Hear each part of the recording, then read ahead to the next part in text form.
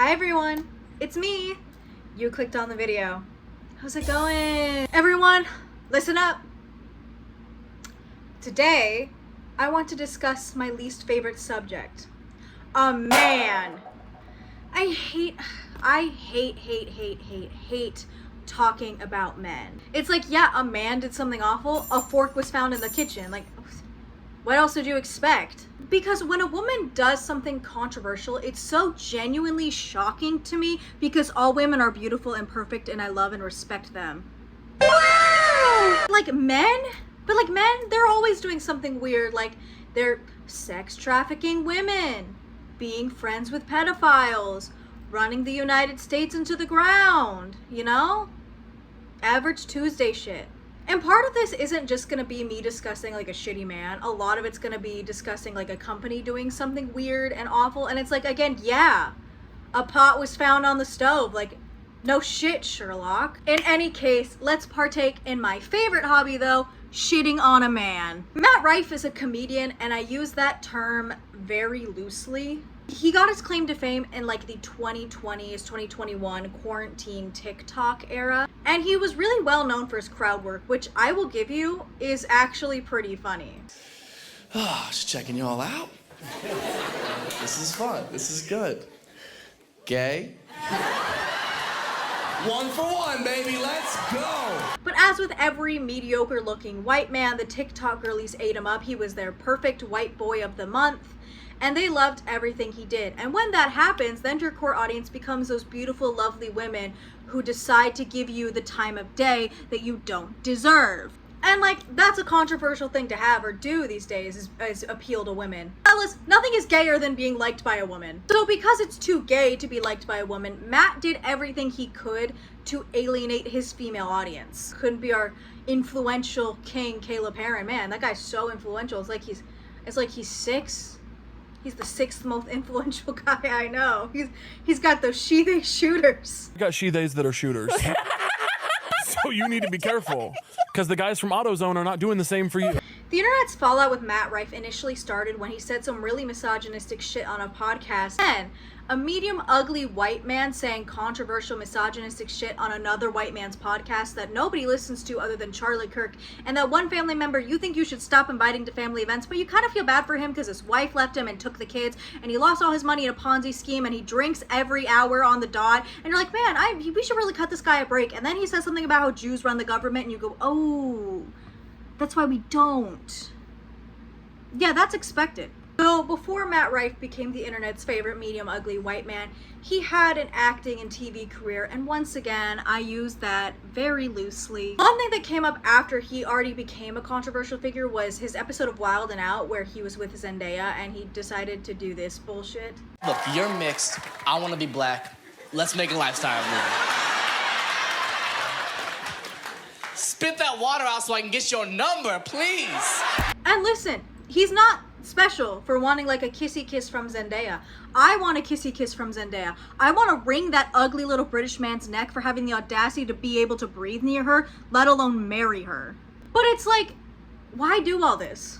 Why be the way that you are, Matt? Why did you touch her? I want to touch her too. You're not fucking special. Doesn't mean I can just do it. That's how restraining orders happen, Matt. Also, that race joke, that weird race joke was weird. Anyway, now moving on to the comments he made on that podcast that really got him into hot water with his female fans. And he was talking about women's bodies, which when you look like that, when you look like a rejected Renaissance sculpture that the artist threw away because the chin was too weird. Date a girl, if I'm gonna date, not just sleep, if I'm gonna date a girl, like she has to have it. Has to, because it's something I know. When you look like that, you have the audacity to talk about a woman? We might break the internet right now. Let's go ahead. I'm not super in love with how looks.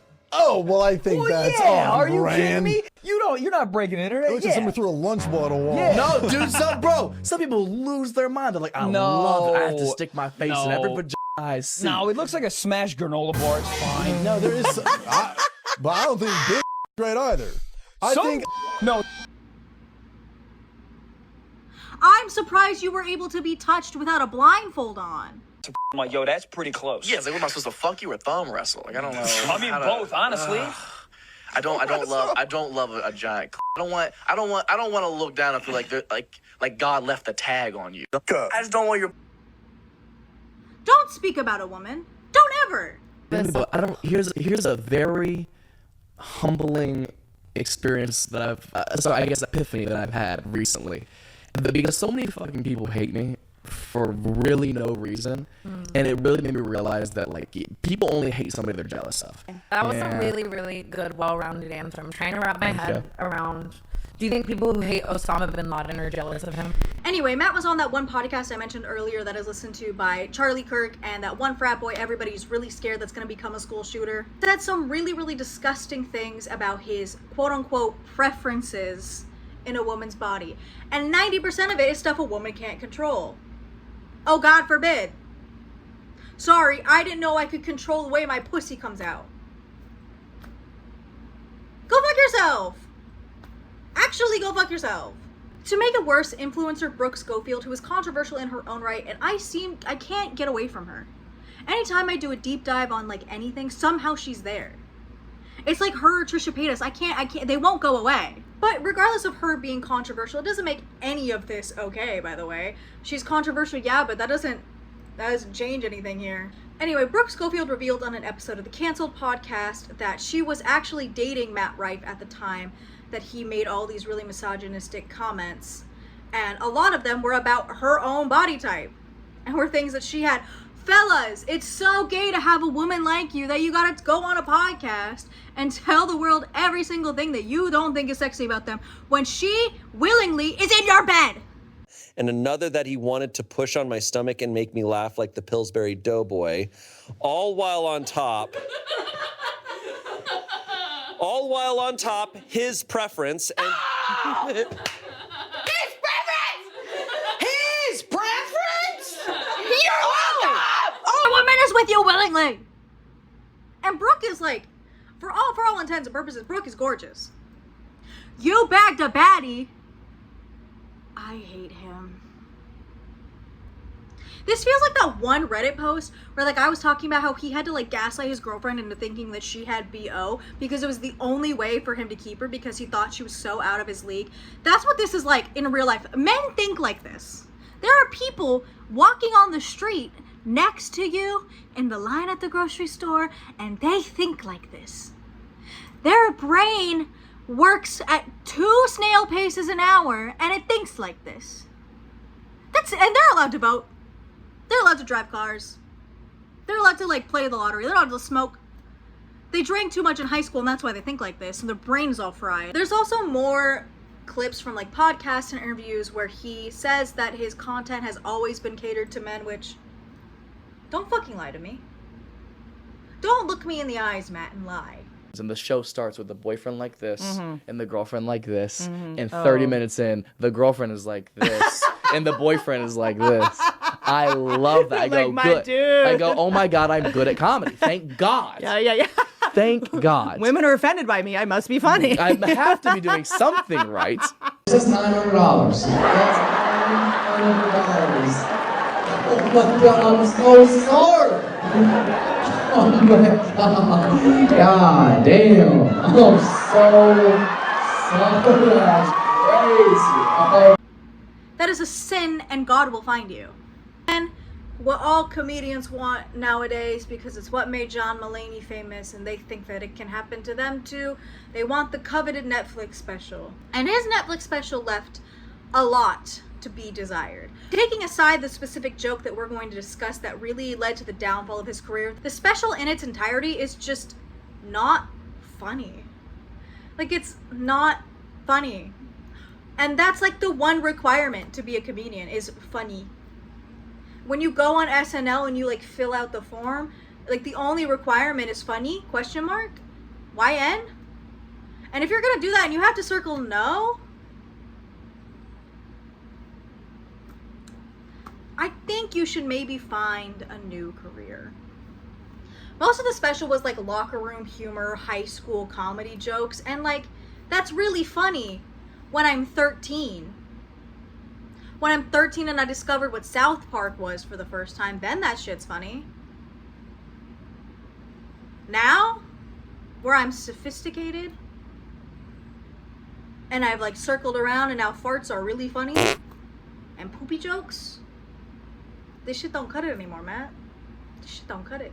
But this is the joke that he opens the special with, and what really led to the downfall of his career. And the hostess who like seats you at the restaurant had a black eye.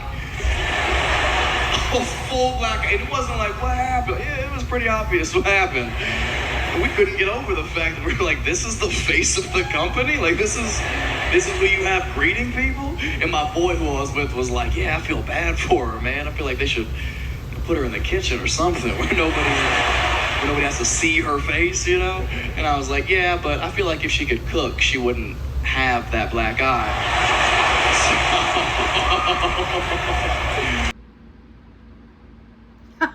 Dude, sick, dab me up, bro. Dab me fucking up. Yeah, women getting beat is so... Dude, yeah, I love women getting hit.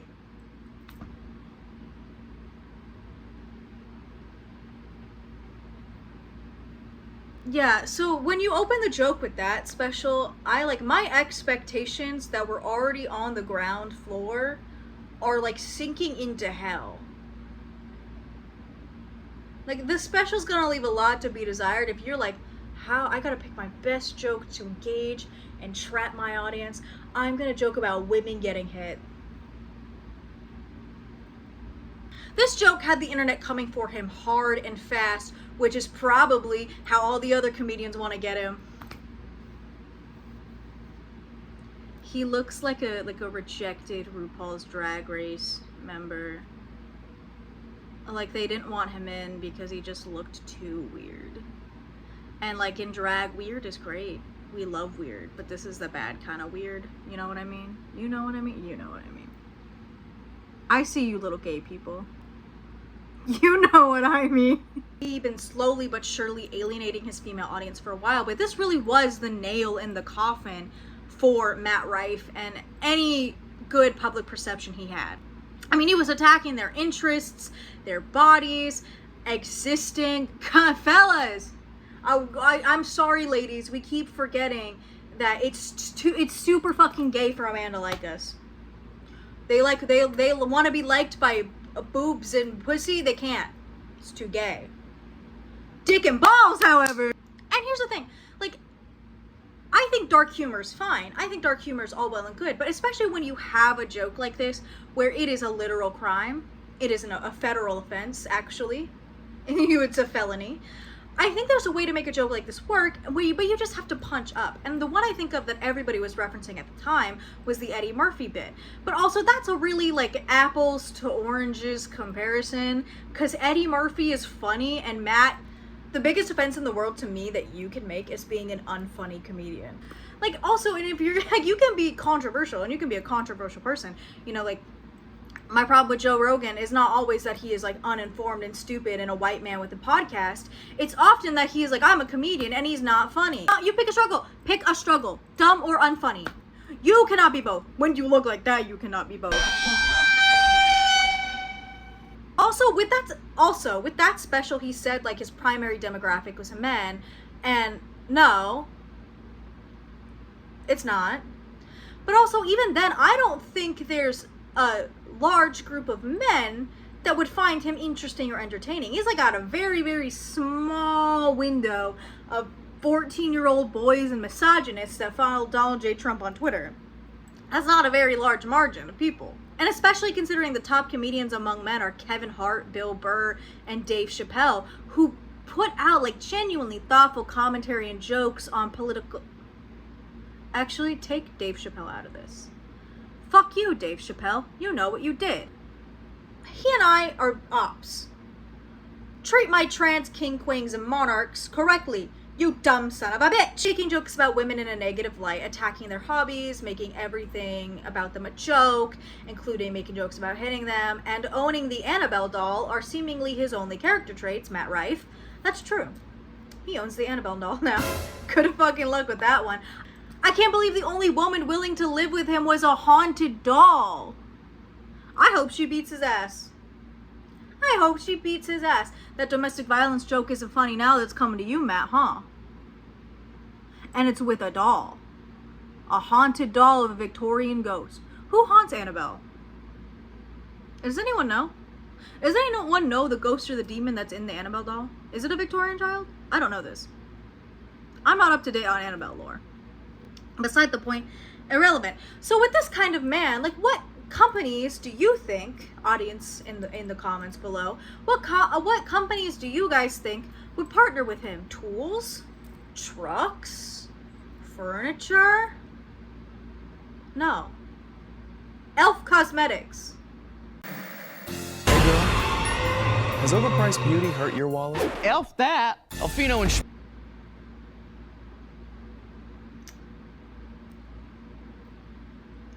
So I know he has plastic surgery, but I didn't know he wore makeup too. Man, what a progressive individual that Matt Rife. Joking about hitting women, wearing their makeup. He loves taking space. He's holding space for hitting women. Yeah, a fucking makeup company decided to partner with Matt Rife and, you'll never guess it, a court case themed advertisement. Yeah, I bet he knows a lot about courts, huh? When you make a domestic violence joke like that, that tells me you've hit a woman, Matt. Have you gone to court for it? Did you feel at home on that set? Did the lawyer's office feel familiar to you? Because you've been in one? Because you hit women? I'm just saying. I can smell the cease and desist in my mailbox right now, actually, from Matt Rife saying, stop joking about me, you dumb bitch. Here's my thing about it, too. I'm not even mad a man was in the ad. I'm not mad a man was in the ad at all. In fact, I think there's such an open space for men in makeup, and I think men should wear makeup more often because they're ugly. But it's this specific man in question that, like, pisses me off to no end. I mean, I could name 100 different men that would have fit better for this advertisement, and I did, and here are some of them. Drew Gooden, Shane Topp, any of the Try Guys, Pedro Pascal, Trixie and Katya, but outside of drag, Caleb Heron, Nicholas Hoult, Ebon Moss-Bachrach, any of the male beauty gurus except for James Charles and Jeffree Star, the Pillsbury Doughboy, Captain America, and I'm not talking about Chris Evans. I'm saying we Who Framed Roger Rabbit him in and we just like animate him in the ad. Tom Kenny, but he's doing all the characters himself in different makeup with little wigs and hats. Companies and advertisers are really struggling to understand their core audience. Like nobody who buys Elf Cosmetics wanted to see Matt Rife in an ad for their makeup. First of all, you already pissed me off, Elf, when you raised the prices. Like, I get it, tariffs, whatever, but come on, girl. What happened to the $2 lipsticks? Your skin tint is $18 now. And, like, nobody wanted this. And what's crazy is even after all of the criticism, and they acknowledged the criticism, the ad is still up. How much money would you realistically lose if you took the ad down that's causing more people to throw away the makeup and not buy it anyway? Like, how much does he cost? How much is Annabelle taking from him? This isn't even the worst ad to come out this season. I mean, obviously we have the Sydney Sweeney American Eagle ad. I'm not here to tell you to buy American Eagle jeans. And I definitely won't say that they're the most comfortable jeans I've ever worn. Or that they make your butt look amazing. Why does she talk like that? No, like, I'm sorry, but why? She talks like a robot who's like barely grasping the English language for the first time. Also, why the gratuitous titty shot? This is a jeans commercial. Isn't the focus supposed to be the jeans? The pant? But if you said that you want to buy the jeans, I'm not going to stop you. But just so we're clear, this is not me telling you to buy American Eagle jeans. Cities. No woman, and this ad is supposed to be marketed towards women because these are women's jeans. No woman wants to look at that when they're looking at a jeans ad because it makes no sense. Like, yeah, I like to look at women's tits, not in my jeans ad. Show me the ass. Give me the ass. And they just like look really bad on her, by the way. These are just like really like this is a bad pair of pants to put on her. Either like the style doesn't work on Sydney Sweeney or they gave her like pants that were 4 sizes too big. This stylist did her so bad. This stylist did her so fucking dirty. Like, these wide boyfriend flare whatever style pants just don't suit her. And like, I can't even tell if the waistband on the pants fits her. I think it's too big. Who did this? Who dressed her? And their pants are like clearly too long for her. Everything about this is bad. I don't want to buy these pants. They look like shit on her. Now, this is not the one everyone was losing their mind over. I had to like find that in a compilation because I assumed they took it down due to the backlash. So let's look at that one really quickly too to kind of get a bigger, better idea of how bad this general campaign was. Genes are passed down from parents to offspring. Once again, the voice, girl, learn to enunciate, please. I'm begging. Jesus Christ, why do you sound like that? Often determining traits like hair color, personality, and even eye color. My genes are blue. Sydney Sweeney has very genes. Again, these jeans just don't fit her. They really don't fit her. Like, I swear, like, it's so clear they're too big and they just, like, look bad. Also, I know exactly what they're doing here. They're trying to recreate that Brooke Shields ad from the 90s, but since Sydney Sweeney's a grown adult and they can't cater to the pedophiles like they did with this, like that ad, they have to cater to the Nazis this time. So one of the biggest criticisms here is the wording of the ad. The subtle implication of genetics in jeans ads is not an uncommon practice. It's happened many, many times before, but no one has used it with the verbiage of it being good or the best because that's very Nazi propaganda, Nazi advertising, eugenics style things. Here's a few examples from history of eugenics advertisements. So it's very remiss of that, and it's not so subtle. It's not as subtle as they thought it would be, and it works because she's like a white blonde woman, and in the state of the world that we live in, where any person who looks vaguely Hispanic is being taken away by ICE. Yeah, this isn't a good look. This isn't. Overall, though, like, regardless of the eugenics part of it, which is horrible and that's awful, the ad itself is just messy and bad. Its core demographic is women because it's selling women's jeans, yet I don't know a single woman that would be interested in this ad. Like, I don't know any woman that would think this ad is eye-catching when it would come on the TV or their YouTube ad blocker. No, wait. No. Broke through the ad blocker is what I meant. That joke didn't fucking work. Cut that. Cut that, me. Cut it. She would not cut it.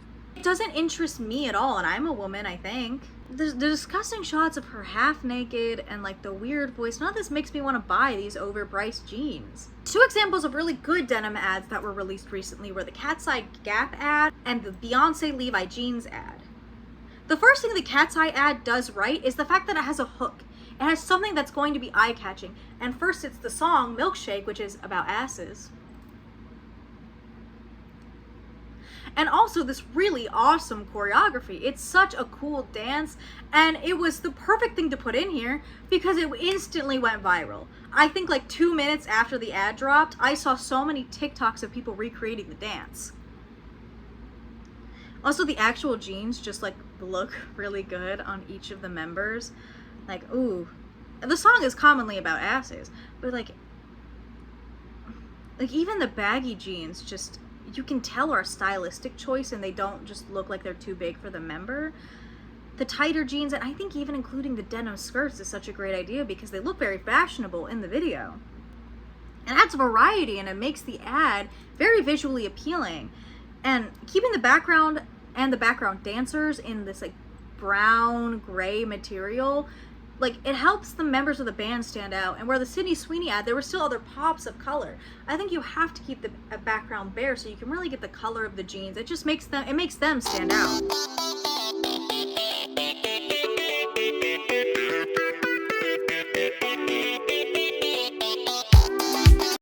That leg hold alone makes me want to go grab a pair of these jeans. You know how hard that is to do in jeans and to not have it like rip up?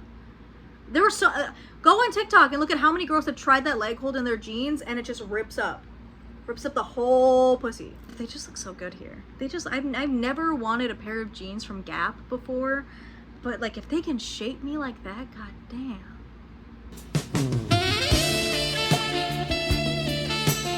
She's so hot. Is she single? I don't know anything about Cat's Eye. Can you tell me if she's single? Can people in the comments tell me if I have any shot? If I DM her right now, what are my chances? So the Beyonce ad came out actually like 11 months ago with the I believe it was after the release of Cowboy Carter or around the release of Cowboy Carter.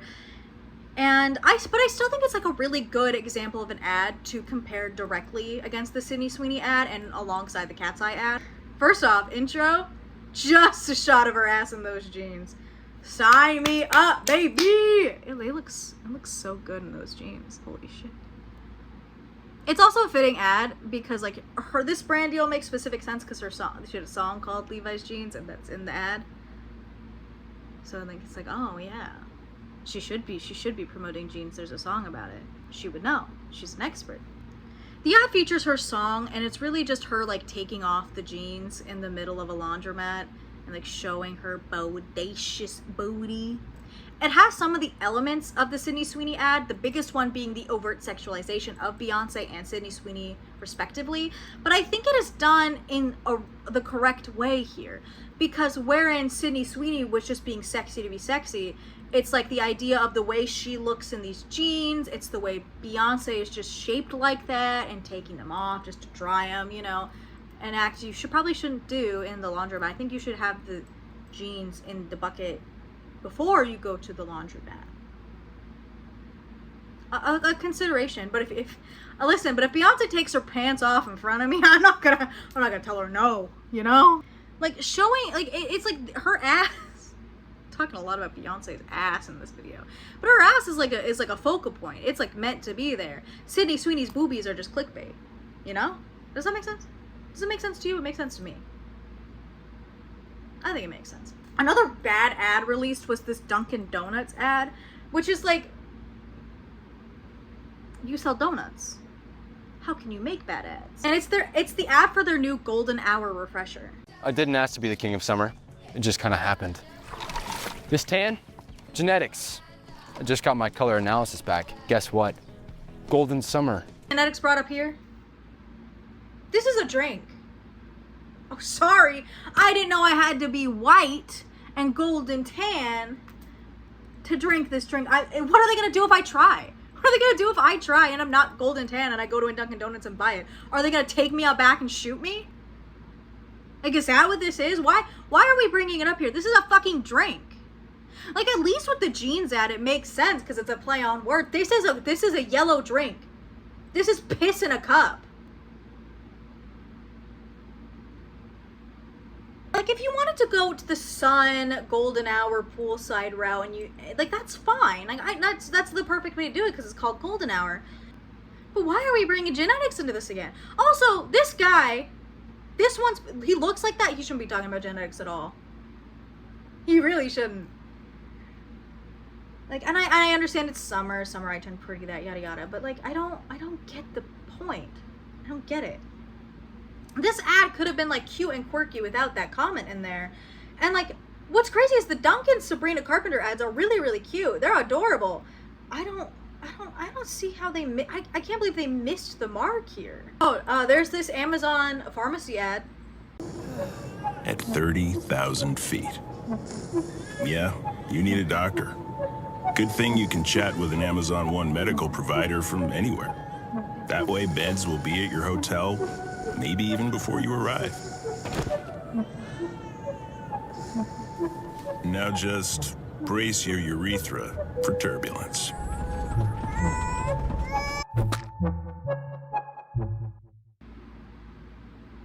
Did they just tell me to brace my urethra? Ew! Also, again, who is the audience for this ad?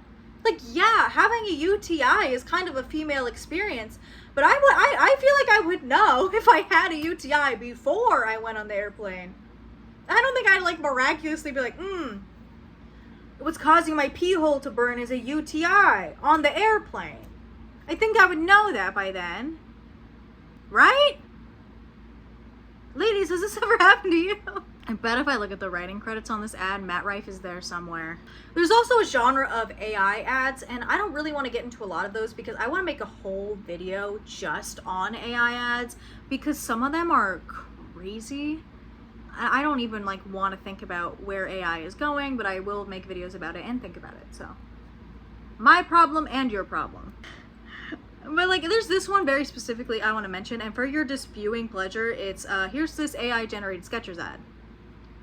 First of all, why are we using drawings to promote shoes? Why are we using AI drawings to promote shoes? I have never, like, how is a drawing, especially an AI generated one, gonna show me what the shoes look like on a real live person? Like, I'm not looking at Naruto and be like, yeah, those kicks he's got on, it's exactly what they look like in real life. Those fucking, like, sandals, like, know exactly what he looks like. I know it. I can see it. I can see the vision. No, that's not how it works. I don't even get how they thought this would work. Like, I mean, at least other AI ads attempt to make them, like, look like people. This is crazy. Advertising truly has become a lost art form. Ads are so good, they stand the test of time. Like, I think about that one Hershey's Kiss advertisement where it's like their little bells that aired originally in 1986. And the only time it was updated was just to update the graphics to make them CGI and like make it look better. But that ad still airs every year. I think that's the reason people look forward to Super Bowl commercials in the way that they do. There's a joy and a creativity and a whimsy when people go all out for commercials with the Super Bowl. And I think that's how all ads should be treated, especially with the age of social media where ads are everywhere. I mean, I know they go all out for the Super Bowl because it's the highest watched event in television, but there's something fun, there's something goofy about it, and like, it doesn't matter what celebrity guests you could have One Direction campaigning for Pepsi. Oh yeah? Yeah. If you give them to Pepsi, you can be in the band. Really? That would work on me too, you know, like that one iCarly episode. Yeah, it would work on me. One Direction also did a Pokemon Black and White ad, by the way, you know, just in case you wanted to know. And that worked on me too. I'm just kidding. I've always played Pokemon. I played competitive Pokemon in high school. But it felt cool. Yeah, it felt cool. My two hyperfixations in one. Ads need to fundamentally understand the consumers at large, especially because every product is tailored to a very different audience. I'm just gonna say 99% of the time, the audience buying tools and getting really deep into different types of tools and woodworking is probably not the same demographic that's gonna buy from a cosmetics company. Now, there is definitely gonna be something in that Venn diagram, but it's not gonna be a lot. So you're not gonna wanna put, like, you know, WWE John Cena in a Glossier ad. And same thing, you're not gonna wanna put, like, beautiful, sexy Sabrina Carpenter selling your... No. Make her sell your carpenting tools. No, make her do it. Because that's fun. Are there any advertising agencies open? And do they need an employee? And it's like, and certain things like food, drinks, and cars are all meant to be gender neutral anyway, and you can kind of do whatever the fuck you want with them. And car advertisements do that anyway. Why do they all feel like a Hallmark movie? I think ads need test audiences in the ways that films do. And I know ads have test audiences, but I think that should be mandatory. And if you get like a group of people, like an unbiased group of people, that's like, this ad sucks balls, you have to change it. I think that should be like how it happens. You have to do it that way. Because some of this shit is like crazy that it got greenlit. Brace your urethra. You know? Like, they get past the testing phase and they're like, yeah, this is good enough to be released. Who let you? There should be fun in ad campaigns, right? They're quick. They're supposed to be quick and eye-catching. And, you know, putting celebrities in there grabs the eye. And I think, again, that's why the Cat's Eye ad right now is so good, because you start with the jingle and then you get the cool dance moves, and that gets a good ad. I think all ads should be like that. But right now, people are putting weird people and content and AI generating them, and it's not fun anymore. You know, like, we all talk about the Shirley Temple commercials, or like those as seen on TV, like baking pan ads, but they're fun. There's whimsy in it, and I miss it. Thank you so much for watching. If you liked the video, thanks. If you didn't, keep that shit to yourself. I also just want to say thank you for everybody who has subscribed to my channel recently, and for all the love on the last video.